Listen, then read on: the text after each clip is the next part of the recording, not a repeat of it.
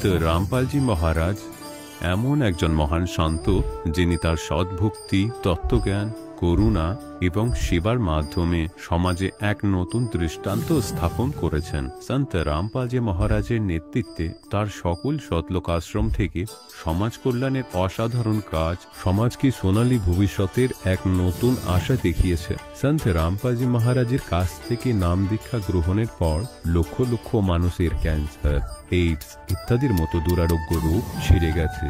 সন্তজির জ্ঞানে অনুপ্রাণিত হয়ে তার অনুগামীরা লক্ষ লক্ষ ইউনিট রক্তদান করেছেন।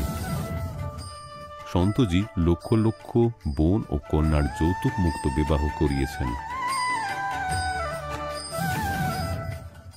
সন্তজি লক্ষ লক্ষ মানুষকে নেশা থেকে মুক্তি দিয়েছেন। কোটি কোটি ভেঙে যাওয়া পরিবার আবার জোড়া লেগেছে।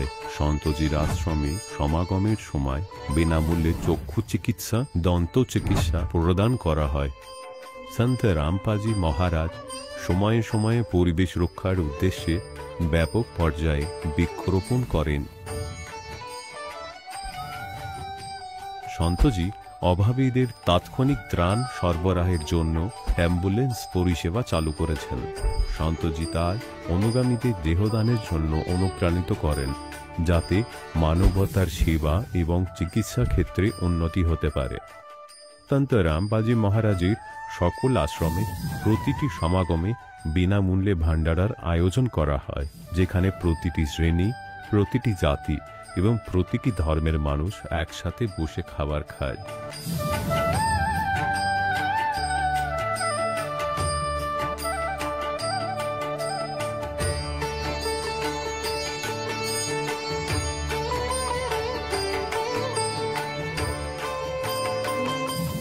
সন্ত রামপালজি মহারাজের অন্নপূর্ণ অভিযান গরিব ও অসহায় মানুষের জীবনে এক নতুন শক্তি ও আশার সঞ্চার করেছে। বাড়ি বাড়ি খাদ্য সামগ্রী এবং প্রয়োজনীয় সাহায্য পৌঁছে দিয়ে সন্ত রামপালজি মহারাজ মানুষকে দুঃখ ও অসহায়তার সঙ্গে লড়াই করার ক্ষমতা দিয়েছেন।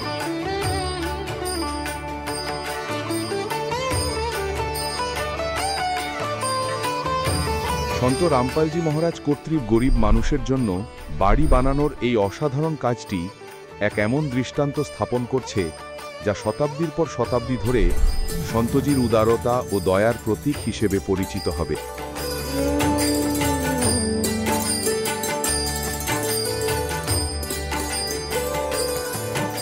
সন্ত রামপালজি মহারাজের আশ্রমে হাজার হাজার বয়স্ক মানুষ সম্মান এবং ভালোবাসার সাথে জীবনযাপনের সুযোগ পান। তাদের খাওয়া, থাকা এবং স্বাস্থ্যের সম্পূর্ণ দায়িত্ব সন্ত রামপালজি মহারাজ গ্রহণ করেন। অনাথ শিশুদের জন্য সন্ত রামপালজি মহারাজের সকল আশ্রম কোনো আশীর্বাদের চেয়ে কম নয়। এখানে শিক্ষা, সংস্কৃতি এবং ভবিষ্যতের জন্য উন্নত সুযোগ প্রদান করা হয়। বন্যা হোক, ভূমিকম্প হোক বা মহামারী, সন্ত রামপালজি মহারাজ এবং তার অনুগামীরা সবসময় অসহায় মানুষের জন্য সবার আগে দাঁড়িয়ে থাকেন। কোভিড মহামারীর সময় সন্ত রামপালজি মহারাজের আশ্রম থেকে কোটি কোটি মানুষের জন্য খাবার, ওষুধ এবং জীবন রক্ষাকারী সামগ্রী সরবরাহ করা হয়েছিল। দরিদ্রদের সাহায্য হোক বা কোনো শোষিত ও নিপীড়িত শ্রেণীর অধিকার ও সম্মানের লড়াই, সন্ত রামপালজি মহারাজ সবসময় তাদের কণ্ঠস্বর সরকারের কাছে পৌঁছে দিয়েছেন এবং তাদের যথাযথ ন্যায় বিচার প্রদানে গুরুত্বপূর্ণ ভূমিকা পালন করেছেন। সমাজে আধ্যাত্মিক এবং সামাজিক মূল্যবোধ সম্পর্কে সচেতনতা বৃদ্ধিতে সন্ত রামপালজি মহারাজ প্রতিটি পদক্ষেপে মানবতার সত্যিকারের সেবক হিসাবে প্রমাণিত হয়েছেন। সন্ত রামপালজি মহারাজের জীবন আমাদের শেখায় যে সত্যিকারের সেবা হলো সেই সেবা যা নিঃস্বার্থভাবে করা হয়। আসুন আমরাও সেই মহান সেবার কাজে এই মহান সাধকের সাথে যুক্ত হই এবং সন্ত রামপালজি মহারাজের কাছ থেকে নাম দীক্ষা নিয়ে আমাদের জীবনকে ধন্য করি।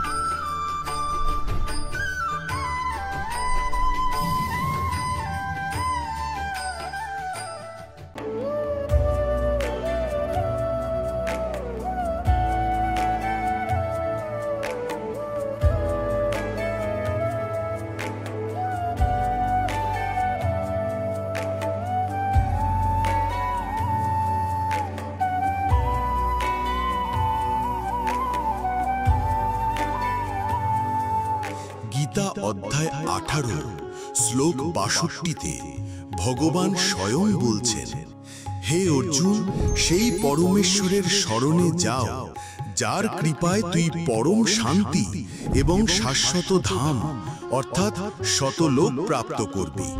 সেই পরমেশ্বরকে, তিনি কোথায় থাকেন, কেমন তিনি, জানার জন্য অবশ্যই শুনুন জগৎগুরু তত্ত্বদর্শী সন্ত রামপালজি মহারাজের অমৃত প্রবচন। নমস্কার দর্শকবৃন্দ, আজ আমরা আপনাদের জন্য নিয়ে এসেছি এক বিশেষ সাক্ষাৎকার, যেখানে কথা বলছেন সুধাময় সর্দার, যিনি সন্ত রামপালজি মহারাজের কাছ থেকে নাম দীক্ষা গ্রহণ করেছেন। তিনি আমাদের সাথে ভাগ করে নিচ্ছেন তার আধ্যাত্মিক যাত্রা, কিভাবে তিনি আগে অনুকূল ঠাকুরের শিষ্য ছিলেন এবং বিভিন্ন দেবদেবীর উপাসনা করতেন, কিন্তু প্রকৃত জ্ঞান লাভের পর সন্ত রামপালজি মহারাজের স্মরণে আসেন।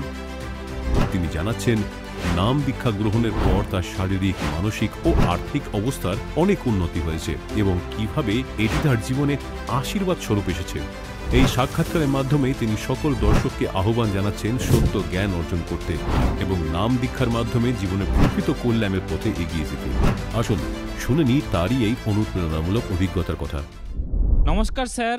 নমস্কার। আপনার নাম? সুধাময় সর্দার। স্যার, আপনি কোথা থেকে এসেছেন? বাঁকুড়া জেলা, পশ্চিমবঙ্গ থেকে এসেছি। স্যার, সন্ত রামপালজি মহারাজের কাছ থেকে নাম দীক্ষা আপনি কবে নিয়েছেন? 2019 ডিসেম্বর মাসে।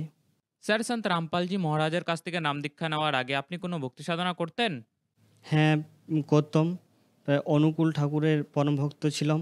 প্রায় এছাড়াও 33 কোটি দেবদেবতার ভক্তি করতাম। এ থেকে কোনো লাভপ্রাপ্ত হয় না। স্যার, সন্ত রামপালজি মহারাজের কাছ থেকে নাম দীক্ষা নেওয়ার আগে আপনি অনুকূল ঠাকুরের শিষ্য ছিলেন, এছাড়াও অনেক দেবদেবীর ভক্তি সাধনা করতেন। তাহলে সন্ত রামপালজি মহারাজজি স্মরণে কীভাবে আসলেন? সন্ত রামপালজি আমার এক ভগত ছিল, ঠিক আছে। ও আমাকে জ্ঞানগঙ্গা পুস্তক দিয়েছিল, কিন্তু বই আমি পড়িনি। কিন্তু একদিন আমি বই পড়েছিলাম, তারপরে জ্ঞান বুঝতে পারলাম যে যেগুলো করছিলাম এ থেকে কোনো লাভ এরা দিতে পারবে না। তারপরে সন্ত রামপালজি মহারাজের কাছে নাম দীক্ষা লি জ্ঞান বুঝার পর। স্যার, আমরা শুনেছি সন্ত রামপালজি মহারাজের কাছ থেকে নাম দীক্ষা নেওয়ার পর অনেকজনেরই অনেক লাভ হয়। আপনার কি কি লাভ হয়েছে? যেমন শারীরিক লাভ। আগে রোগ অসুখ আমার লেগেই থাকতো, প্রায় পেট ব্যথা, কানে যেমন কান পেকে যাওয়া। এ থেকে সন্ত রামপালজি মহারাজের কাছে নাম দীক্ষা নেবার এইসব রোগ মুক্ত হয়। আর আর্থিক লাভ যেমন হয়, আমাদের পয়সাপাতির খুব অসুবিধা ছিল, কিন্তু মালিকের স্মরণে আসার পর সব পয়সাপাতিও কোনো অসুবিধা নেই, ঠিক আছে, মালিকের দয়াতে। স্যার, আপনি কি করেন? আমি এখন আমি ওই সরকারি চাকরির জন্য প্রিপারেশন নিচ্ছি। স্যার, আমরা শুনেছি সন্ত রামপালজি মহারাজের কাছ থেকে যারা নাকি নাম দীক্ষা নেন তারা অন্ধশ্রদ্ধা ভক্তির কারণে নাম দীক্ষা নেন। আপনি এখন পড়াশোনা করছেন, তাহলে আপনি কেন সন্ত রামপালজি মহারাজের কাছ থেকে নাম দীক্ষা নিলেন? সন্ত রামপালজি মহারাজের কাছে নাম দীক্ষা এই জন্য নিলাম, ওনার যে পুস্তক আছে, ওনার পুস্তকের মধ্যে এমন কিছু জ্ঞান আছে, সেই প্রমাণিত জ্ঞান আছে। এমন কোনো ব্যাপার নয় যে সব শিক্ষিত সমাজ এখন, ঠিক আছে, অনেক যেমন ডাক্তার, মাস্টার, ওনারাও সন্ত রামপালজি মহারাজের কাছে জ্ঞান বুঝে ভক্তি সাধনা করছে। স্যার, সন্ত রামপালজি মহারাজের কাছ থেকে নাম দীক্ষা নিয়ে আপনার অনেকই লাভ হয়েছে। আপনি আমাদের দর্শকদেরকে, যারা নাকি আপনাকে এখন দেখছেন, তাদেরকে আপনি কি বার্তা দিতে চান? আমি এটাই বার্তা দিতে চাই যে সন্ত রামপালজি মহারাজের জ্ঞান অনেক বিভিন্ন চ্যানেলে, ইউটিউবে, ফেসবুকে, অনেক টিভিতে সাধনা চ্যানেলে যেমন আসে, ওনার নিচে নাম্বার দেওয়া আছে, ওই নাম্বারে কল করলে নামদান সেন্টারের সামনেই বলে দেবে। নামদান সেন্টার কল করে জেনে নাম দীক্ষা নিয়ে আপনার সব মানব কল্যাণ করান। ধন্যবাদ স্যার। নমস্কার স্যার। দর্শকগণ, এখন আপনি শুনলেন সন্ত রামপালজি মহারাজের থেকে দীক্ষা গ্রহণ করে সুখী হওয়া ভক্তের অভিজ্ঞতা। এখন দেখুন জগৎগুরু তত্ত্বদর্শী সন্ত রামপালজি মহারাজের মঙ্গল প্রবচন। তারপর গোরক্ষনাথ জ্ঞানী পেয়ে গেলেন কিছুদিন বাদে। তখন তার জন্য বললেন যে গোরখ সে জ্ঞান নিয়ে গেলে। ওনার কাছে মূল মন্ত্র ছিল না। और सुख दे जति जहान और सीता सी बहु भारिया पर संत दूर स्थान। তখন গোরক্ষনাথজি জিজ্ঞাসা করলেন, প্রভু আপনি কে, কোথা থেকে এসেছেন? এখানে আপনার লোকেরা তাঁতি তাঁতি করে, তাঁতি করে, ধানব বলে আপনাকে। তো কি বলছেন পরমেশ্বর? अवधू अवगत से चल आया, मेरा कोई भेद मरम ना पाया। मात पिता मेरे कछु नाही, ना मेरे घर दासी, जुल्हाए का सुत आण कहाया, जगत करे मेरी हासी। मात पिता मेरे कछु नाही, ना मेरे घर दासी, जुल्हे का सुत आण कहाया, जगत करे मेरी हासी।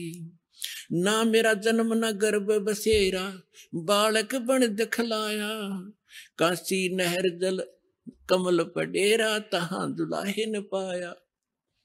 मात ना मेरा जन्म न गर्भ बसेरा, एक बालक बन दिखलाया, काशी नगर जल कमल पडेरा, तहां दुलाहे न पाया। मात पिता मेरे कछु नाही, ना मेरे घर दासी, जुल्हे का सुत आण कहाया, जगत करे मेरी हासी। 5 तत्व का धड़ नहीं मेरा, और जानू ज्ञान अपारा, सत स्वरूपी नाम साहेब का, ओहे नाम हमारा। अदर दीप गगन गुफा में तानिज वस्तु सारा, ज्योत स्वरूपी तेरा अलख निरंजन, वो दरता ध्यान हमारा। अदर दीप जहाँ गगन गुफा में तानिज वस्तु सारा, तेरा ज्योत स्वरूपी अलख निरंजन, वो धरता ध्यान हमारा। हाड चाम लहू ना मेरे, मैं हूँ सतनाम उपासी, तारण तरण अव्यय पद दाता, मैं हूँ कबीर अविनाशी। এখন কি বলছেন পরমাত্মা, যে না তো আমার কোনো জন্ম হয়েছে, না আমি কোনো মায়ের গর্ভে থেকেছি, আমি স্বয়ংই নিজের শতলোক থেকে চলে এসে এক বালক রূপ ধারণ করে কমল ফুলের উপর পুকুরের সরোবরের বিদ্যমান হয়েছি। ওখান থেকে আমাকে এই জুলাহা নিয়ে এখানে এসেছে, যে কারণে আমাকে জুলাহা বলে। মাত পিতা মেরা কুছ নাহি, আর না মেরে গরদাসি, আমি কোনো পত্নী গ্রহণ করিনি। আর জুল্হে কা সুত আণ কাহা, জগৎ করে মেরি আসি। তারপর কি বলছেন, 5 তত্ত্বের শরীর নয় আমার, এই শরীর তোমার মতো নয় আমার। और जानू ज्ञान अपारा, तेरा ज्योत स्वरूपी अलख निरंजन, वो धरता ध्यान हमारा। हाड चाम लहू ना मेरे, हूँ सतनाम उपासी, और तारण तरण अभय पद दाता, मैं हूँ कबीर अविनाशी। तो पुण्यतगण পরমাত্মার এই মহিমা তিনি নিজেই এসে বলেছেন যে না তো জন্মগ্রহণ করেছি, আর না আমার কোনো মাতা পিতা আছে, আমি অবগত থেকে চলে এসেছি, আমার ভেদ কেউ পায়নি। তার পরমাত্মাকে না কেউ বুঝে না কেউ জেনে। আমরা সেই লালের মহিমা থেকে অপরিচিত হওয়ার কারণে এখনো পর্যন্ত আমরা এই অন্য উপাসনা করে কাঁকর পাথর একত্রিত করে এটাই ভাবছিলাম যে আমরা অনেক ভক্তি একত্রিত করে ফেলেছি। অতএব যে প্রসঙ্গ চলছে সেটাতেই আসি আমরা, যে এখানে আমাদের যত ধর্মীয় গুরু ছিলেন তারা সম্পূর্ণ অজ্ঞানী ছিলেন, তত্ত্বজ্ঞান বলতে পারেননি। আর পরমাত্মার এই জ্ঞান আমাদেরকে বলার জন্য আসেন, তখন এনারা পরমাত্মার ওই জ্ঞানকে আমাদের কাছে পৌঁছাতেই দেননি। আর পরমেশ্বরকে একজন ধানক, একজন তাঁতি, একজন শূদ্র, একেবারেই অশিক্ষিত বৃদ্ধাঙ্গুষ্ঠ ছাপ হিসাবে প্রচার করেছিলেন। আর দেবী দেবতাদের আলোচকগণ এত বদনাম করে দিয়েছিলেন যে সেই সময় আমাদের পূর্বপুরুষেরা পরমাত্মাকে ভিতর থেকে ঘৃণা করতেন, যে তিনি আমাদের দেবী দেবতাদের নিয়ে হাস্যকর কথা বলেন। তখন পরমাত্মা বলেন, সাচ कहूं तो जग ना माने, पर झूठ कही ना जाई हो, ये ब्रह्मा विष्णु शिव जी दुखिया, जिन ये राह चलाई हो। এখন পুণ্যার্তগণ, পরমাত্মা বলেন যে এই সংসারের মধ্যে কোনো প্রাণী সুখী নয়। আপনি একটু হালকা সুখকে অন্যের দুঃখ থেকে নিজের হালকা দুঃখকে আপনি সুখ বলে মনে করে নিয়েছেন। আপনার সুখকে এখনো সুখে আপনাকে কোনো ছিটেও লাগেনি, যে কারণে আপনি ওই সুখ থেকে অপরিচিত আছেন। আর যে সাধনা আপনার করা উচিত সেই সাধনা না করে আপনি ভক্তির মধ্যে নির্ধন হয়ে আছেন। এক পয়সার জন্য না জানি কোথায় কোথায় ঘুরে বেড়াচ্ছেন। বিদেশে যান কি জন্য? অনেক মায়া সংগ্রহ করব। সেই মায়া নিয়ে আর কি করবে? সেই মায়া দিয়ে ঘর বানাবো, একটা গাড়ি কিনবো, ছেলে মেয়ের বিয়ে দিয়ে দেব, লাখ টাকা খরচা করে দেব। সারা জীবন কর্ম খারাপ করলে আর সারা জীবন সম্পদ সংগ্রহ করলে 1 মিনিটের মধ্যে মৃত্যু হয়ে গেলে ওইখানেই রেখে গাধা আর কুকুর হয়ে কিন্তু ওই গলিতেই ছুটতে থাকবে। তাহলে ছাই হলো এই জীবন? তো জ্ঞান ছাড়া নষ্ট করছিলাম এটা। তাহলে কি বলছেন যে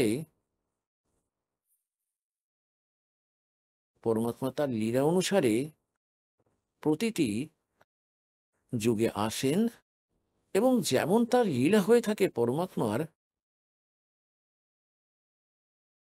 সেই প্রিয় আত্মাদের সাক্ষাৎ করেন। তাদের মধ্যে কাকে কাকে এই কলিযুগে সাক্ষাৎ করেছিলেন ভগবান?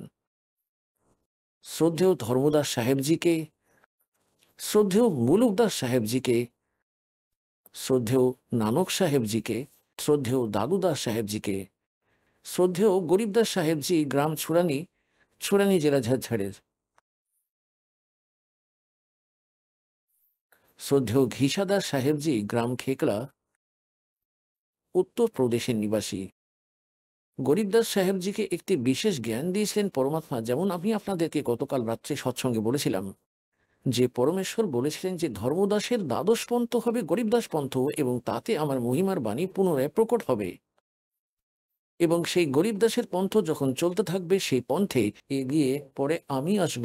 এবং কবে আসবো? যখন কলিযুগ 5505 বছর পেরিয়ে যাবে, তখন আমার মহিমা পুনরায় বিশাল রূপে এবং বিস্তৃতভাবে চলবে, এবং তখন সমগ্র বিশ্বকে পার করব আমি। তখন গরিবদাসজি পরমাত্মা সম্পর্কে তথ্য পাওয়ার পর তিনি কি বলছেন?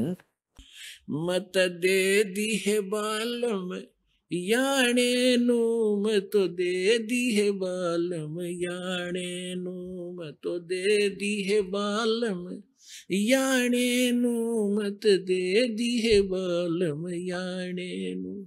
যখন জ্ঞান হলো, পরমাত্মার সংস্পর্শে এসে সচখণ্ড দেখলেন, ভগবানের সঙ্গে থাকলেন গরিবদাস সাহেবজি, উপরের সমস্ত লোক দেখে এলেন। গরিবদাস সাহেবজি গ্রাম চুরানির জেলা ঝাঝ্ঝার হরিয়ানার মাঠেতে গরু চড়াচ্ছেন। 10 বছর বালক ছিলেন তিনি। সেই সময় ভগবান তার লীলা অনুসারে এসেছিলেন। দৃঢ় ভক্তদেরকে, উত্তম আত্মাদেরকে অবশ্যই দেখা করতেন তিনি, তার জ্ঞান শোনাতেন। তখন ওনাকে সেখানে দেখা করালেন, তারপর সচখণ্ড নিয়ে গেলেন, সমস্ত ব্রহ্মাণ্ড দেখালেন, ব্রহ্মা বিষ্ণু মহেশের অবস্থার সঙ্গে পরিচিত করালেন। এবং ধর্মরাজ, যিনি এখানকার বিচারক, তার লোকে যখন পৌঁছালেন পরমাত্মা তার দরবারে, সেই এখানকার বিচারক ধর্মরাজ তার চেয়ার ছেড়ে দিলেন, আসন ছেড়ে দাঁড়িয়ে পড়লেন হাত জোর করে। পুণ্যার্তগণ, আধ্যাত্মিক মার্গ এমনই যাতে লোক দেখানো আচরণ করার কোনো দরকারই পড়ে না। যিনি ক্ষমতাবান হবেন তার সামনে দাঁড়িয়ে থাকা ব্যক্তিকে তৎক্ষণাৎ ঝটকা লাগবে, তিনি বুঝতে পারবেন তার থেকে ইনি প্রবল শক্তি। তখন একদম হাত জোর করে দাঁড়িয়ে পড়লেন।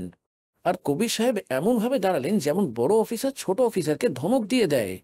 तो गरीबदास जी बोलছেন যে धर्मराय दरबार में धर्मराज के दरबार में देई कबीर तलाक, मेरे भूले चूके हंस को तू पकड़िए मत कजाक। बोले पुरुष कबीर से धर्मराज कर जोड़, और तुम रे हंस ने पकड़ो नहीं मन 2 लाख करोड़। অর্থাৎ নিজের ক্ষমতার প্রমাণ দিয়ে দিলেন, যার সামনে ব্রহ্মা বিষ্ণু মহেশও কাঁপে, ধর্মরাজের সামনে, কারণ তাদের অ্যাকাউন্টও তিনিই রাখেন।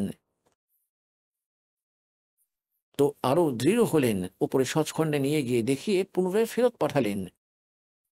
গরিবদাসজিকে মৃত মনে করে তাকে চিতার ওপর রেখে দিয়েছিল তারই বংশের লোকেরা। তখন পরমাত্মা উপরে সমস্ত ব্রহ্মাণ্ড দেখিয়ে আত্মা ফেরত পাঠান, তখন তিনি জীবিত হয়ে ওঠেন। তারপর তিনি অমৃতবাণীর বর্ষণ করতে লাগলেন।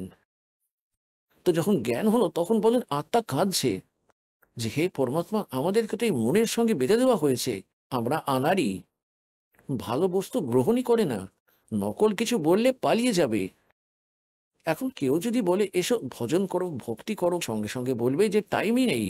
আর তাকে এটা বলো যে চলো ওখানে সার্কাস আসছে, চলো দেখবে, চলো সাথে চলে আসবে।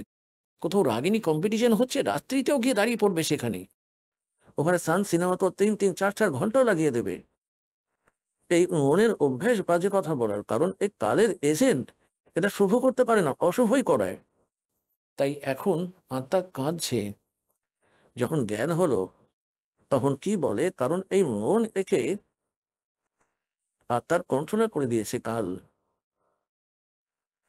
আর এখন আত্মা কি বলছে, मैं तो दे दी है बाल में याने नू, मैं तो दे दी है बाल में याने नू, मैं तो दे दी, मैं तो दे दी है बाल में याने नू, मैं तो दे दी है बाल में याने नू।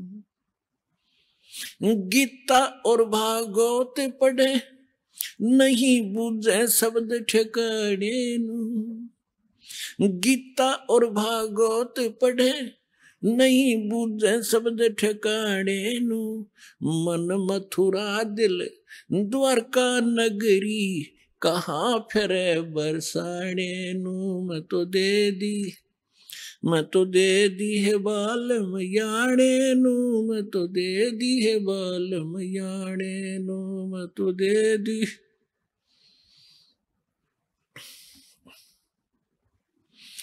जब फुरमान धनी का आवे को राखे घर जाने नू, जब फुरमान धनी का आवे को राखे घर जाने नू, जा सतगुरु का शरणा लीजे जो मेटे जम तलबाने नू, जा सतगुरु का शरणा लीजे जो मेटे जम तलबाने नू, मैं तो दे दी, मैं तो दे दी है बाल में याने नू, मैं तो दे दी है बाल में याने। उत्तर दक्षिण पूरब पश्चिम फिरदा दाने दाने नू, उत्तर दक्षिण पूरब पश्चिम फिरदा दाने दाने नू, सर्व कला सतगुरु साहेब की हरि आए हरि आने नू, सर्व कला सतगुरु साहेब की हरि आए हरि आने नू, मैं तो दे दी है बालम याने नू, मैं तो दे दी है बालम याने। जम किंकर का राज कठिन है ये नहीं छोड़ राजा राणे नू, जम किंकर का राज कठिन है नहीं छोड़ राजा राणे नू, या दुनिया दा जीवन झूठा तुम भूल गए मर जाने नू, या दुनिया दा जीवन झूठा तुम भूल गए मर जाने नू, मैं तो दे दी, मैं तो दे दी है बालम याने नू, मैं तो दे दी है बालम याने नू। शील संतोष विवेक विचारो ये दूर करो जुल्माने नू, शील संतोष विवेक विचारो दूर करो जुल्माने नू, ज्ञान दराज ध्यान दी तुरिया कोई जाने पान रसाने नू, मैं तो दे दी बालम याने नू, मैं तो दे दिए बालम याने। महल कपाट सतगुरु ने खोले अमी महारस खाने नू, महल कपाट सतगुरु ने खोले अमी महारस खाने नू, गरीब दास सुन भंवर उड़ावे गगन मंडल रम जाने नू, मैं तो दे दी, याने नो मत दे दी है बालम याने। এখন কি বলছেন শ্রদ্ধেয় গরিবদাস সাহেবজি? পরমাত্মা থেকে প্রাপ্ত জ্ঞান আমাদের জন্য কিভাবে শোনাচ্ছেন, কেমন ভাবে বলছেন উনি? আত্মা বলছে, যখন জ্ঞান হয়ে গেল তখন গরিবদাসজি বলছেন, मैं तो दे दी बालम याने नु। ইয়ানা মানে বালক, বালক, বালক বুদ্ধির ব্যক্তি, অপরিচিত, একেবারেই ছোট বুদ্ধি, যেমন বালকের বুদ্ধি যে স্তরের হয়ে থাকে। অতএব আমাদের ঋষি মহর্ষিদের এই স্তরের বুদ্ধি ছিল, কারণ সবাই কালেরই অধীন ছিল। তো কি বলে, गीता और भागवत पढ़े ना बुझे शब्द ठिकाने नु। गीता और भागवत पढ़े नहीं बुझे शब्द ठिकाने नु। मन मथुरा दिल द्वारका नगरी कहाँ फिरे बरसाने नु। এখন কি বলতে চাইছেন? যে গীতা খুব পড়ুন, গীতার অর্থ বলুন, ভাগবতের কথা 7 দিন শোনাবেন। ওই কথা পাঠ করলে পাপ থেকে মুক্তি হয়ে যাবে। গীতা পাঠ করে শোনালে মোক্ষ হবে না। তার ভিতরে যে মূল মন্ত্র লেখা আছে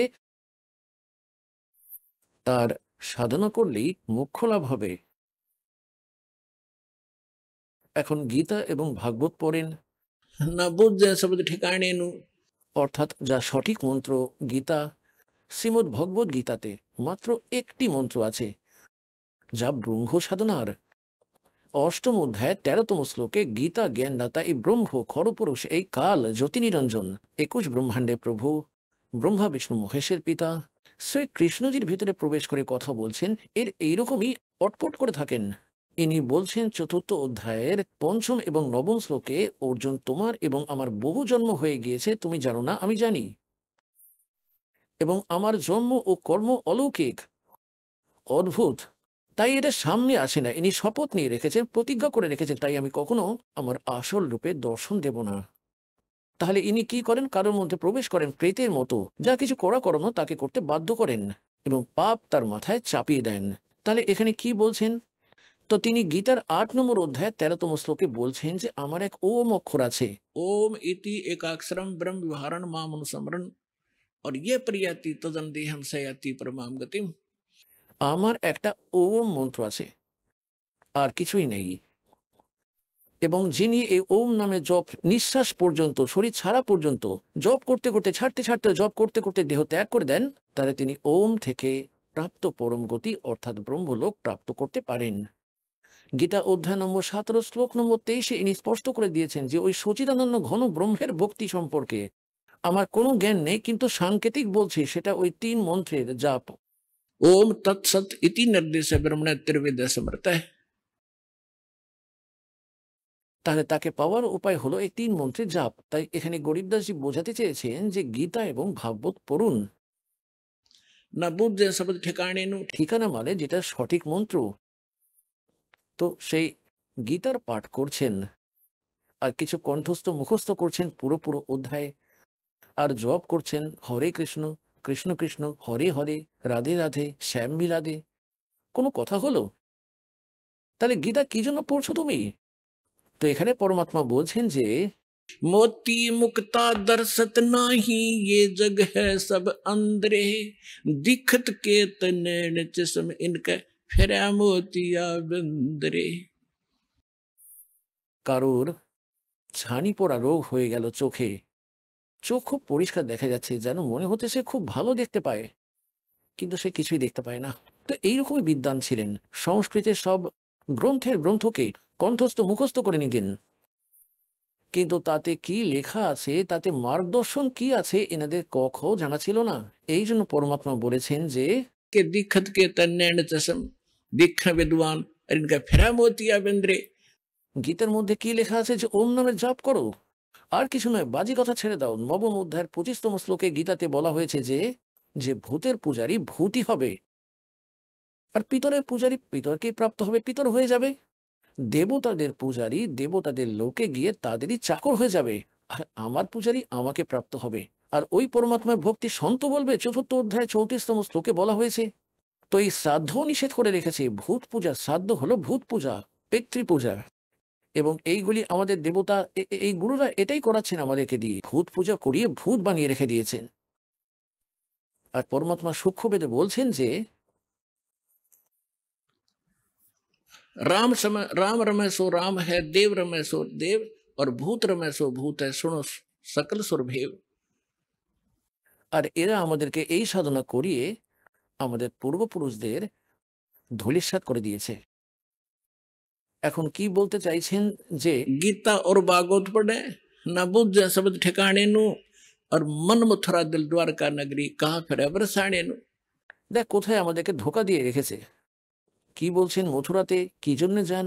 ভগবান শ্রীকৃষ্ণের এখানে ধুলা, চরণের ধুলা পড়েছিল এবং সেখানে গেলেই মোক্ষ লাভ হবে। গোবর্ধন পর্বতকে পরমাত্মা উঠিয়েছিলেন, তা প্রদক্ষিণ করে গিরিরাজের মোক্ষ পাবে। ভালো মানুষ প্রথমে তো এটা ভাবো, গোবর্ধন গিরিরাজকে কি জন্য উঠিয়েছিলেন? শ্রীকৃষ্ণজি, সেই শ্রীকৃষ্ণজি বলেছিলেন এই দেবতাদের পূজা ত্যাগ করো, এক ভগবানের পূজা করো, যেমন শ্রীকৃষ্ণজি জানতেন। এবং তারপরেও দেবতাদের রাজা ইন্দ্রের পূজাও বন্ধ করিয়ে দিয়েছিলেন, তার ভোগ রান্না হতো তা বন্ধ করে দেন। ইন্দ্র ক্রুদ্ধ হয়ে ব্রজকে ডুবিয়ে দিতে চাইলেন, তখন পরমাত্মাকে স্মরণ করেন, কারণ রামকৃষ্ণের সদ্গুরু শাহজাদা কবির ভগবানের সন্তানই তিনি। এনারও আমাদের থেকে বেশি শক্তিশালী ছিলেন, মহান ভক্তিযুক্ত, সেই জন্য তো তারা উচ্চ পদ প্রাপ্ত হয়েছেন। তাই পরমাত্মা এনাদেরও সাহায্য করেন যখন তারা হৃদয় থেকে ডাকেন, এবং পরমাত্মা এটাই চান যে এই অন্য উপাসনা দূর হোক।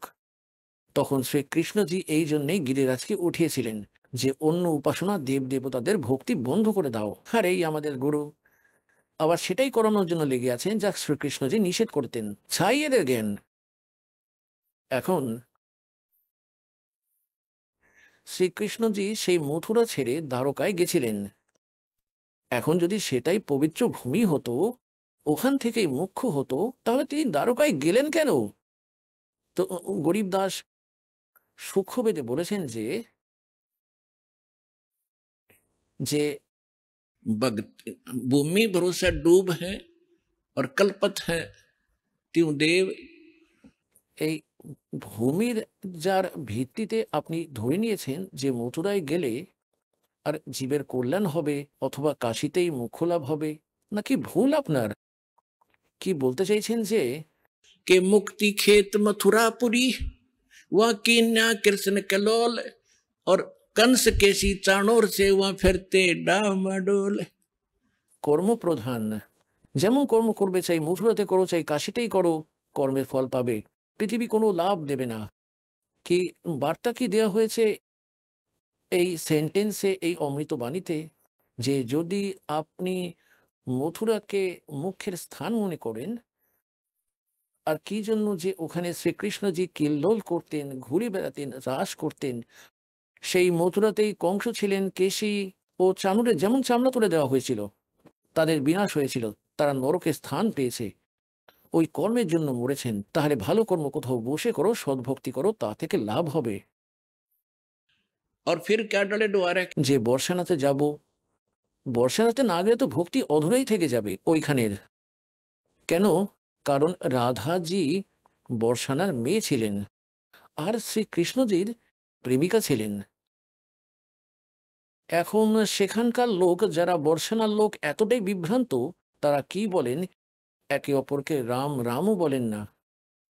তারা কি বলেন, যেমন সকাল সকাল যখন দেখা হয় নিজেদের মধ্যে রাম রাম বলে, কেউ সৎ সাহেব বলেন, তো তারা বলে রাধে রাধে, সামনের ব্যক্তিও বলবে বেটা রাধে রাধে, আর রামও ভুলে গিয়েছে। রাধে ওই গ্রামের মেয়েকে পূজা করতে লেগে গেল, দেখো কোথায় কি ডুবিয়ে দিল। রাধে রাধে শ্যাম মিলাদে, বর্ষানা থেকে পরশ নিতে যাবো রাধার, যে কৃষ্ণের সঙ্গে দেখা করি না, কৃষ্ণের সঙ্গে দেখা করে কি হয়ে যাবে, সে নিজেই জন্ম মৃত্যুর ভেতরে রয়ে গেছে। তাহলে পুণ্যাত্মাগণ, এই কালের দূতগণ 9 মন সুতাকে জট পাকিয়ে রেখেছে অজ্ঞানের, আর এই দাসের ডিউটি লাগিয়ে দিয়েছেন পরমাত্মার সত্য বলার। একবার তো সবারই দুঃখ হয়ে থাকে, কিন্তু পরে আনন্দ অনেক হয়ে থাকে। পুণ্যাত্মাগণ, এই যত অন্য ঋষি মহর্ষি আপনারা দেখছেন, সন্ত, তারাও একই কথা বলেন, তারাও একই জ্ঞান দেন, যা জনসাধারণের কাছে গ্রহণযোগ্য। যেমন আপনি অনেক সন্তের কথা শুনে থাকবেন হয়তো, যেমন আশারামজি কি বলেন, 7-8 মন্ত্র বলে দেন, যেটা আপনার পছন্দ বেছে নিন। সেই সেই গুরু মজার কথা বলে দিলেন, যেমন ডাক্তারের কাছে কোনো রোগী গেলে আর তার সামনে 7-8 ধরনের ক্যাপসুল রেখে দিলেন, উঠিয়ে উঠিয়ে নাও, যেটা তোমার পছন্দ, রোগ সেরে যাবে। ছাই ডাক্তার তিনি। ডাক্তার তো এইটা বলবে যে এইটা ট্যাবলেট, এই সময় খাবেন এবং এইগুলো বর্জনীয়। আর এইভাবে তিনিই ডাক্তার। তাহলে এই প্রকার আমাদের ধর্মগুরুরা আমাদের এই ভক্তি মার্গের ভরটা বসিয়ে দিয়েছেন। এখন পুণ্যাত্মগণ, যেমন আমাদের এখানে একজন এখানে একজন বৃদ্ধ আছেন, 60 সাল বছরের বয়সের, সন 2000-এর কথা এটা। আমরা ভ্রমণে গিয়েছিলাম পরমাত্মার সেই মগহর দেখার জন্য বাচ্চাদেরকে, কারণ তাতে কিছু সঙ্গত ছিল। এদেরকে দেখিয়ে কাশীতে সেই লহরতরা সরোবর দেখানো হয়েছিল। এনারা দৃঢ় হলেন এবং এনারা লক্ষ লক্ষ মানুষকে দৃঢ় করে দিলেন যে সত্যি আমরা দেখে এসেছি। এছাড়া ওখানে যাওয়া মুখের জন্য নয়, কিন্তু আমাদের তীর্থস্থান, আমাদের বিশ্বাস দৃঢ় করার জন্য আমরা গিয়েছিলাম। তো রাস্তাতে অ্যাক্সিডেন্ট হয়ে গিয়েছিল কোনো কারণে। যে বাসে ওই বৃদ্ধ বসেছিলেন তার পা ফ্র্যাকচার হয়ে গেছিল। এখানে কোনো এক ডাক্তারকে তিনি দেখালেন, তিনি যেখানে পুরনো আশ্রমে থাকতেন। তাকে কি করলেন, যেমন ডাক্তারকে বলে দিয়েছে আমরা যে ওর ওখানে পট্টি লাগিয়েছি। ডাক্তার কম্পাউন্ডার পাঠিয়ে দিয়েছেন।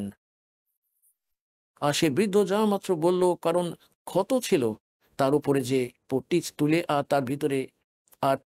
তার ভিতরে যে ক্ষত হয়েছিল তাতে হালকা হাত লাগাতেই সে চিৎকার করতে লাগলো, মরে গেলাম।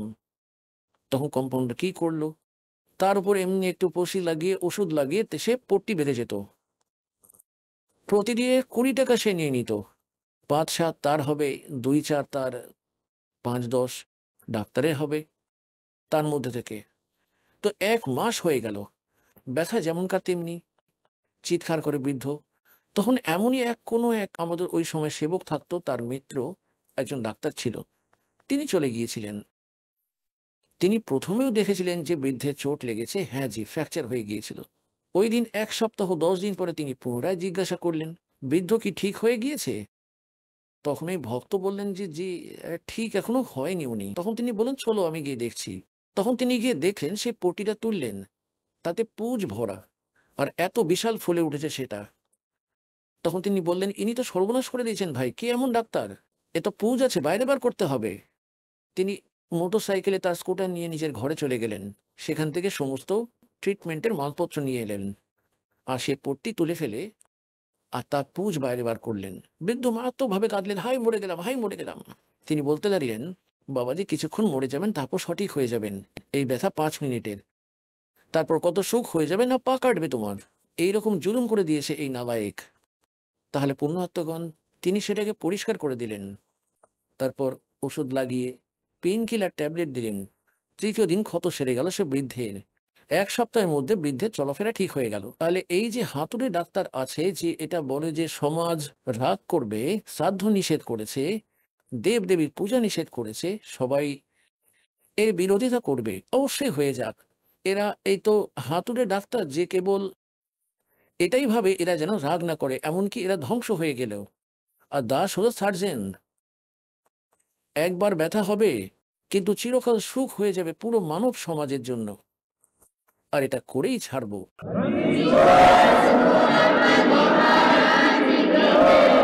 তো এখানে কি বলতে চাইছেন পরমাত্মা? कि मन मथुरा दिल द्वारका नगरी का फिरता बरसाने नु।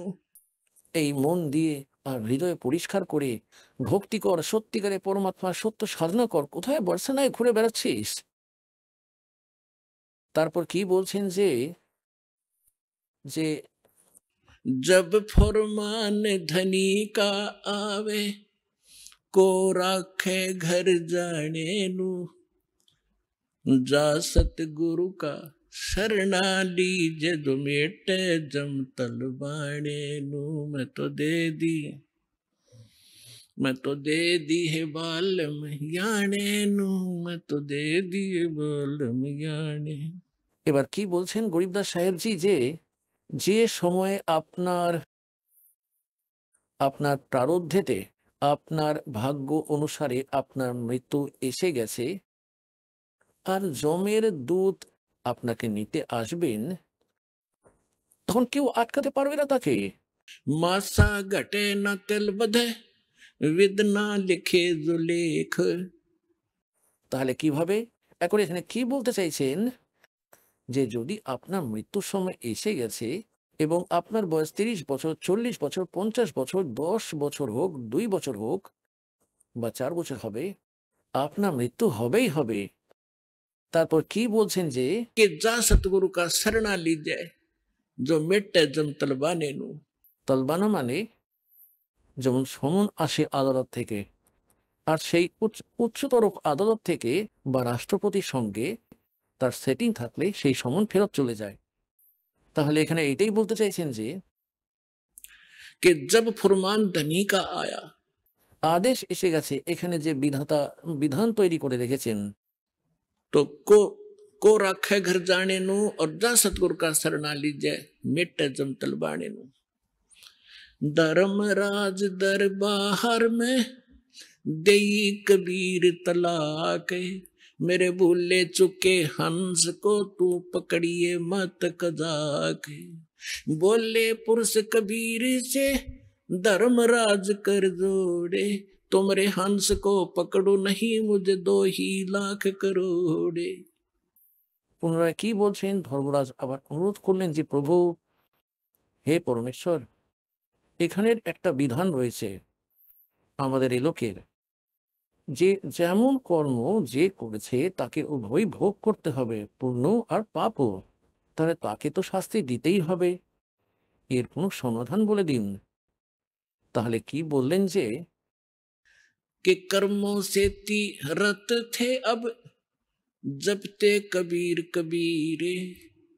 कर्मों से तीरथ हैं वो अब जो जपे कबीरे, उनको तो पकड़ना पड़ेगा और जड़नी पड़े जंजीरे। সেটা তো আমার ক্ষমতার কথা নয়, বিধান হলো পরমাত্মার। তখন পরমাত্মা কবিরজি বললেন যে कर्म भरम ब्रह्मांड के मैं पल में करहूं ने से, जिन हमारी 2 ही दी सो करो हमारे पेसे। বলছেন যে এই কর্মভ্রম, তুমি তুমি এখানে এদেরকে মিসগাইড করে, খারাপ করে, জুলুম করাচ্ছ তুমি। ये कर्म भरम ब्रह्मांड के मैं पल में कर दूं नेस। এর ওপর কলম চালিয়ে দেব, এইগুলোকে শেষ করে দেব। আর যে আমার দোহাই দেবে তাকে আমার সামনে পেশ করো, তার অ্যাকাউন্টের হিসাব দেবে না তুমি। তাই এই জ্ঞান দাস শোনাতে থাকে, এটা পরমাত্মার অমর বাণী, কোনো ডুম হাটের গীত নয়। সেই সত্য পরমেশ্বরের প্রদত্ত সত্য বিধান এটা, এবং এটি যেমনকার তেমনি আছে। পরমাত্মা বলছেন যে এই কথা বলবে আমার কাছে, তোমার কাছে এসে, আমি সেই পরমেশ্বর কবিরজির ভক্ত, তার অ্যাকাউন্টও তুমি নিও না, যে আমার সত্যিকারের সাধক। আর কোনো ভুল করে যদি তুমি তাকে নিয়েও এসে থাকো, তবে আমার কাছে পাঠিয়ে দিও, আমার সামনে পেশ করো। একজন ভক্ত বলছিলেন যে আমি রাত্রিবেলায় ঘুমিয়েছিলাম এবং 2জন ভয়ঙ্কর লোক এলো এবং আমাকে বলতে লাগলো তুই চল। আমি উঠে চলতে লাগলাম তাদের সাথে সাথে, এবং যখন পৌঁছে গেলাম না, একটা বড় বিল্ডিং দেখা যাচ্ছিল। তার কাছে গিয়ে আমি জিজ্ঞাসা করলাম যে ভাই, কোথায় নিয়ে যাচ্ছ তুমি আমাকে? তিনি বললেন, তোমাকে তোমার ধর্মরাজের কাছে নিয়ে যাব এবং সেখানে তোমার হিসাব নিকাশ হবে, তারপর যেমন আদেশ হবে তোমার জন্য তারপর তোমাকে জানানো হবে। তারপর বললাম, আপনি জমের দূত তো? হ্যাঁ, আমরা জমের দূত। তখন তার মনে পড়লো যে আমরা জ্ঞানে শুনেছি যে গুরুজি বলেন পরমাত্মা কবিরজি ভক্তকে আর জমের দূত ধরতে পারবে না। তখন আমি ওদের সাথে ঝগড়া করতে লাগলাম, গুট্টুম গুট্টা, তুমি আমাকে নিয়ে যেতে পারো না, ছেড়ে দাও। তাই অনেকক্ষণ আমার সাথে তাদের ঝগড়া হলো। তারপর আমি বললাম যে আমি কবির পরমেশ্বরের ভক্তি করি, সত্যিকারের সদ্গুরু স্মরণে আছি আমি, তুমি কিভাবে আমি নিয়ে যেতে পারো? আর নয়তো জিজ্ঞাসা করে নাও তুমি ওই যার কাছে আমি নিয়ে যেতে চাইছো। তখন ওরা দেখলো যে এ তো খুব দৃঢ়ভাবে কথা বলছে। সে বলল যে, একজন বলল যে তুই এখানে দাঁড়িয়ে থাক, আমি জিজ্ঞাসা করে আসছি। সে ভিতরে চলে গেল, তার আওয়াজ আমি শুনতে পেয়ে গেলাম। সে জিজ্ঞাসা করলো যে মহারাজ এই বলছে যে আমি কবিরজির শিষ্য ভক্ত, আর তুমি আমাকে নিয়ে যেতে পারো না? ধর্মরাজকে বলল। ধর্মরাজ অ্যাকাউন্ট খুলে দেখলেন, তিনি দ্বিতীয়বার খুলে দেখলেন, আরে অপদার্থ, কাকে নিয়ে এসেছিস তুই? একে ছেড়ে দিয়েছো ফটাফট, আমাকেও মারবে তুমি। তো তখনই ফিরে এলো আর বলতে লাগলো, আরে একে ছেড়ে দাও। বলা মাত্র উপর থেকে ছুড়ে দিল। আর অমনি অমনি যেমন গোতা খেতে খেতে, ঝাঁকুনি খেতে খেতে একদম বডিতে প্রবেশ করলাম। আর যখন আমি উঠলাম, ঘামে ঘাম ঝরছে আমার, জেগে গেলাম, ঘুম ভেঙে গেল আমার। আর অনেকক্ষণ পর্যন্ত আমার শরীর অবশ হয়ে রইল, আমি নড়াচড়া করতে পারিনি। যদি আমার এইরকম অবস্থা আমার শরীরে না হতো, তাহলে আমি সেটাকে স্বপ্ন মনেই করতাম না এটাকে। তারপর ওই দিনের পর বলছে যে আরো ঘন দৃঢ় বিশ্বাস হয়ে গেল পরমাত্মার উপরে। এখানে গরিবদাস এই পরমাত্মার সক্ষমতা বলছেন যে कि जब फरमान धनी का आवे को राखे घर जाने नु, কে বাঁচাবে ওখানে যাওয়ার থেকে। और जा सतगुरु का शरणा लीजे मेटे जम तल बाणे नु, मैं तो दे दी बालम याने नु, मैं तो दे दिए बालम याने। उत्तर दक्षिण पूरब पश्चिम तो फिरता दाने दाने नु। এই ক্ষমতাবানের স্মরণে এলে আপনাকে এত বরকত দিয়ে দেবেন এই ভগবান, অল্প পরিশ্রমে বেশি সুখ, বেশি লাভ হয়ে যাবে। আর আপনি বিপরীত সাধনা করছেন, ভুল সাধনা করে করেই আর আপনার কর্ম আরো বিগড়ে দিয়েছেন, ভক্তি বিনাশ করে দিয়েছেন। যে সাধনা থেকে আপনি এটা করছেন, এতে আপনার কোনো বেনিফিটই হবার নয় একেবারেই। এখানে কি বলছেন? उत्तर दक्षिण पूरब पश्चिम फिरदा दाने दाने नु, सर्व कला सतगुरु साहेब की हरि आणे नु। তুমি তো বলো যে আমরা ভগবানের দেখা পাই না, আর ভগবান হরিয়ানায় এসেছেন, আমাকে দেখা করেছেন, সব লোকে নিয়ে গেছেন, পুনরায় ছেড়ে দিয়ে গেছেন। আর পুণ্যাত্মাগণ পরে পুনরায় গরিবদাস জি কি বলছেন যে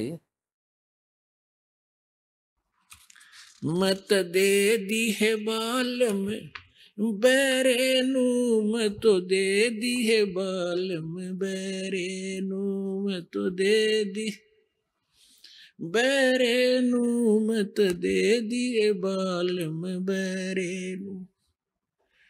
संसारी दी गल्ला चिने ना बूझे शब्द जो गहरे नु, संसारी दी गल्ला चिन्ह नहीं बूझे शब्द जो गहरे नु। ये मुर्दों से ती प्रीत लगावे न जाने सतगुरु मेरे नु। मुर्दों से ती प्रीत लगावे न जाने सतगुरु मेरे नु, मैं तो दे दी है बालम बैरे नु, मत दे दी है बालम बैरे नु। श्वेत छतर सिर मुकुट विराजे देखत ना उस चेहरे नु। श्वेत छतर सिर मुकुट विराजे देखत ना उस चेहरे नु। ऊंची थड़ियां खेती बोवे ये भूल गए नज डरे नु। ऊंची थड़ियां खेती बोवे ये भूल गए नच डरे नु, मैं तो दे दी बैरे नु, मैं तो दे दी है बालम बैरे नु, मैं तो दे दी बैरे नु, मैं तो दे दी है बालम बैरे। ये संसार समझदा नहीं कहंदा श्याम दोपहरे नु। ये संसार समझदा नहीं कहंदा श्याम दोपहरे नु। गरीब दास ये वक्त जात है रोओगे इस पैरे नु। गरीब दास ये वक्त जात है रोओगे इस पैरे नु, मैं तो दे दी है बालम बैरे नु, मत दे दी है बालम बैरे नु। ऊंची थलियां खेती बोए ये भूल गए नज डरे नु। ऊंची थलियां खेती बोवे ये भूल गए निज डेरे नु गरीब दास ये वक्त जात है रोगे इस पैरे नु गरीब दास ये वक्त जात है रोगे इस पैरे नु मत दे दी बैरे नु मत देती है बालम बैरे। এখন এতে কি বলতে চেয়েছেন পরমাত্মার জ্ঞান গরিবদাস সাহেবজি,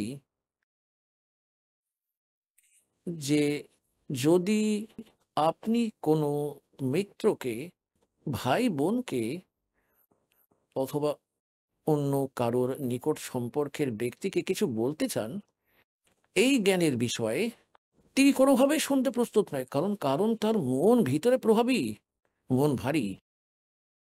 আর ওই ব্যক্তিকে যদি কেউ বলে দেয় যে ভাই কোথায় যাচ্ছ তুমি, যে আমি যাচ্ছি অমরনাথে, আর তাকে যদি বলেন যে কেদারনাথে গেলে অনেক লাভ পাওয়া যায়, তাহলে সে কি জিজ্ঞেস করবে কখন যাবেন? আমাকেও নিয়ে যাবেন, নো অবজেকশন। কেউ সোমবারে ব্রত করে থাকে, তখন তাকে যদি কেউ বলে যে শুক্রবারের ব্রত ভালো ফল দিয়ে থাকে, আচ্ছা বলো তো কি করে করতে হয়, তৎক্ষণাৎ মেনে নেবে। তো পরমাত্মা বলছেন যে मैं तो दे दी बालम बैरे नू और संसारी दी गल्ला चीने आम आदमी कह दे वो मान ले और ना बुझ जाए सब दो गहरे नू। এই গভীর জ্ঞান সম্পর্কে জিজ্ঞাসা করতে চায় না, সে বুঝতেও চায় না। তো কি বলেন?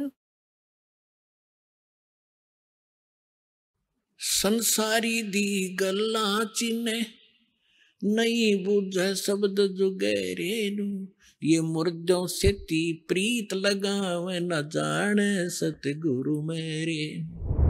এখন আপনি শুনলেন সন্ত রামপালজি মহারাজের মঙ্গল প্রবচন। আসুন এখন শুনি সন্ত রামপালজি মহারাজের থেকে নাম দীক্ষা গ্রহণ করে এবং সদ্ভক্তি করে আশ্চর্যজনক লাভ অর্জনকারী অনুগামীদের অভিজ্ঞতা। নমস্কার দর্শকবৃন্দ, আজ আমরা শুনতে চলেছি এক অসাধারণ আত্মিক যাত্রার গল্প, যেখানে পিন্টু করণ নামক এক ভক্ত তার আধ্যাত্মিক সাধনার অভিজ্ঞতা আমাদের সঙ্গে ভাগ করে নিচ্ছেন। ইস্কনের ভক্তিপথ অনুসরণ করে 16 মালা করে কৃষ্ণ মন্ত্র জপ করা থেকে শুরু করে মায়াপুর মন্দিরে যাওয়া এবং প্রচার কার্য চালানো সবকিছুই ছিল তার জীবনযাত্রার অংশ। কিন্তু একদিন যখন তিনি সন্ত রামপালজি মহারাজ প্রদত্ত জ্ঞান গঙ্গা বই পড়লেন, তখন তার দৃষ্টিভঙ্গি একেবারেই বদলে যায়। তিনি উপলব্ধি করেন যে প্রকৃত মুক্তির পথ কি এবং শাস্ত্রসম্মত সত্য জ্ঞান কি হওয়া উচিত। এই উপলব্ধি তাকে নিয়ে আসে সন্ত রামপালজি মহারাজের সদমে।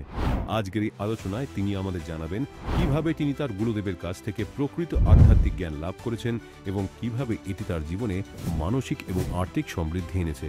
আসুন তার অভিজ্ঞতা থেকে আবার শিখি এবং সত্যের পথে অগ্রসর হই। নমস্কার স্যার।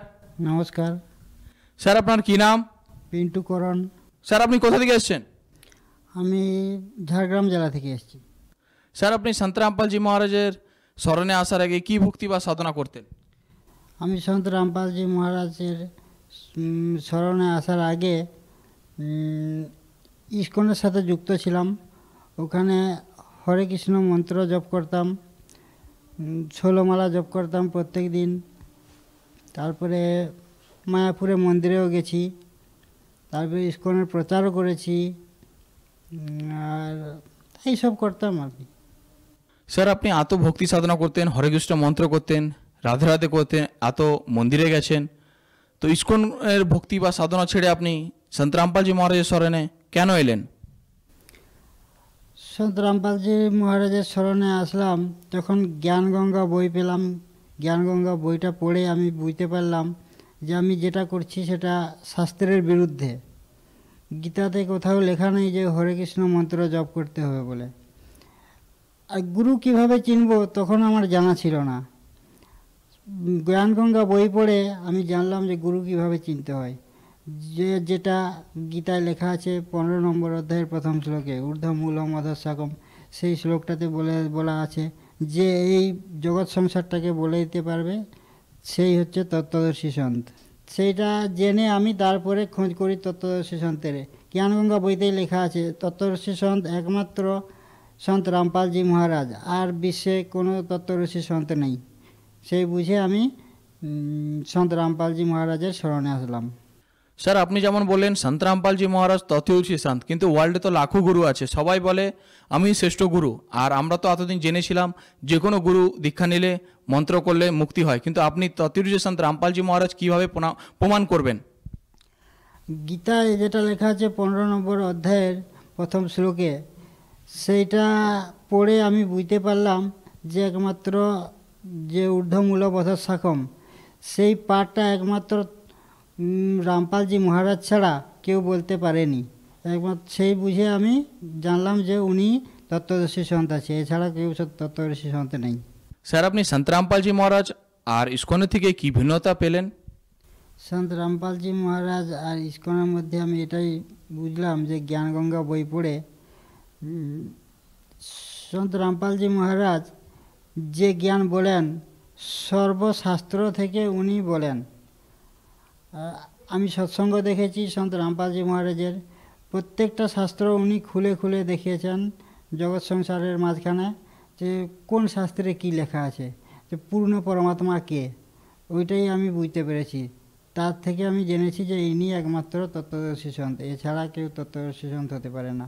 এছাড়া আমি আরও যে মন্ত্র জপ করতাম ইস্কনের, হরে কৃষ্ণ হরে রাম, ওইটা গীতাতে কোথাও লেখা নেই।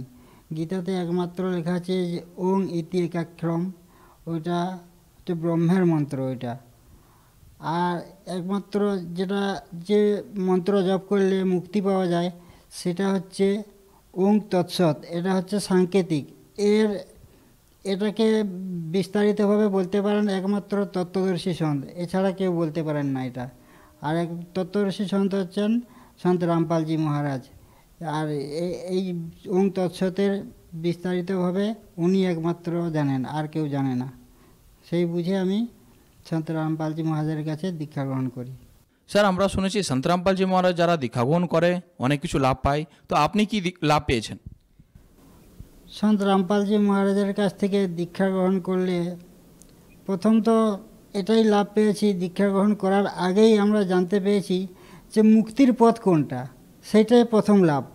তারপরে দীক্ষা গ্রহণ করার পরে তো লাভ আছে, যেরকম আর্থিক সংকট ছিল আমার, আস্তে আস্তে সেটা উন্নতি হয়েছে। আরও মানসিক কিছু হয়েছিল, সেটারও অনেকে হয়েছে, ওটায় অনেক মানসিক শান্তি পেয়েছি আমি, মানসিক অশান্তিতে ছিলাম। সব থেকে বড় লাভ হচ্ছে আমি পূর্ণ পরমাত্মাকে পেয়েছি, এটাই হচ্ছে সব থেকে বড় লাভ। এটা আধ্যাত্মিক জ্ঞান পেয়েছি, এটাও একটা লাভ। এছাড়া প্রতিদিন আমরা সন্ত রামপালজি মহারাজের কাছ থেকে লাভ পেতে থাকি। স্যার আপনি সমাজকে কি বার্তা দিতে চান? সমাজকে আমি তো বার্তা কিছুই দিতে পারি না, আমার কোনো সেরকম ক্ষমতা নেই। একমাত্র তত্ত্বদর্শী সন্তই পারেন সমাজকে বার্তা দিতে। সেই তত্ত্বদর্শীর সন্তের সান্নিধ্যে এসে আমি সমাজকে এটাই বলতে চাই যে আপনারা সদ্ভক্তি করুন, জ্ঞানগঙ্গা বই পড়ে জ্ঞান বুঝুন এবং মোক্ষ মন্ত্র নিয়ে মুক্তি লাভ করুন। এইটাই আমি সমাজকে বার্তা দিতে চাই। স্যার আপনাকে অনেক অনেক ধন্যবাদ। ধন্যবাদ।